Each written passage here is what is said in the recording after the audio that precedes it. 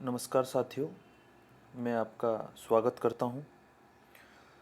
आज हम बात करेंगे कि 2023 के लिए एमपीपीएससी में आपको क्या करना है और क्या नहीं करना है।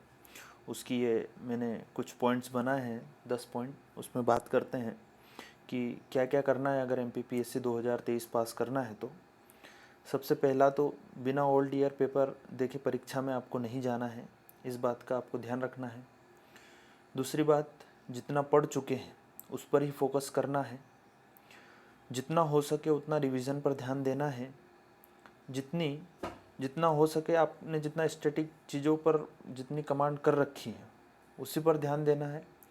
उनमें से कोई भी क्वेश्चन गलत नहीं होना चाहिए। पांचवा पॉइंट है, कम से कम 10 टेस्ट लगा कर जाना है एग्ज़ाम से पहले। आपको कहीं पे भी टेस्ट सीरीज ज्वाइन करी होगी या फिर ओल्ड ईयर पेपर या कहीं से भी टेस्ट को अरेंज करके 10 टेस्ट लगा कर ही आपको एग्ज़ाम में जाना है। पेपर को सोल्व करने के लिए टाइम मैनेजमेंट को ध्यान में रखना होगा, क्योंकि कई बार होता है कि हम क्वेश्चन में उलझ जाते हैं और पूरे पेपर को सोल्व नहीं कर पाते हैं और लास्ट में समय कम पड़ता है और हम पेपर को जल्दी जल्दी क्वेश्चन को सही लगाते हैं टिक, तो उसमें बहुत सारे गलत होने की संभावना रहती है। तो उसमें टाइम मैनेजमेंट का बिल्कुल आपको ध्यान रखना है। बिना टाइम मैनेजमेंट के आपको पेपर में पास करना बहुत ही मुश्किल होगा। जो क्वेश्चन आसानी से बन रहे हैं उनको ध्यानपूर्वक गोले भरना है। उनमें किसी भी प्रकार की कोई गलती गोले भरते वक्त नहीं होनी चाहिए, आपको इसका विशेष तौर पर ध्यान रखना होगा।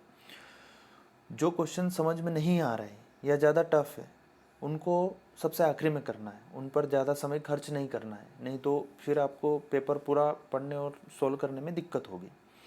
पेपर में कई बार सेट को इस प्रकार से बनाया जाता है कि कठिन क्वेश्चन जो कि 5 से 10 15 क्वेश्चन होते ही हैं हार्डली, उनको पहले सेट किया जाता है और सरल क्वेश्चन को उनके बीच में इस प्रकार से सेट किया जाता है ताकि कोई भी स्टूडेंट उन टफ क्वेश्चन के चक्कर में जो सरल क्वेश्चन होते हैं उनको भी गलत कर दें, तो उस सरल क्वेश्चन के भी गलत होने की संभावना बनी रहती है।